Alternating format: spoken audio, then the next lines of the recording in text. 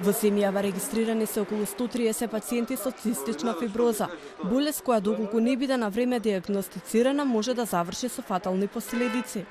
До сега лекарите применувале терапија која делувала на симптомите, но последните 2 години големите светски фармацевтски компании откриле терапија која делува на самата болест.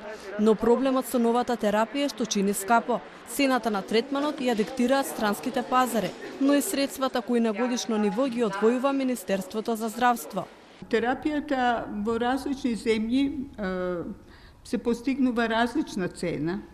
И тие се, да речам, зависи од преговорите и она што Министерството на здравство ќе го обезбедува во континуитет. Цената се намалува со годините. Која цена ние ќе ја добиеме, ќе зависи од преговорите.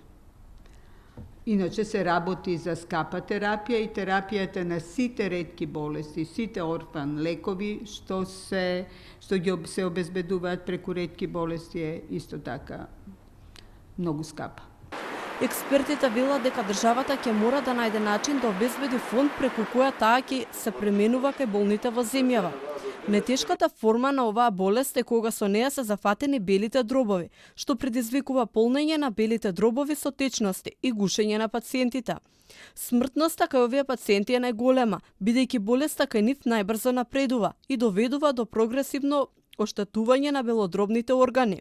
Досегашните истражувања покажале дека станува збор за наследна, мултисистемска болест, која зафаќа повеќе органи и е потенцијално животозагрозувачка.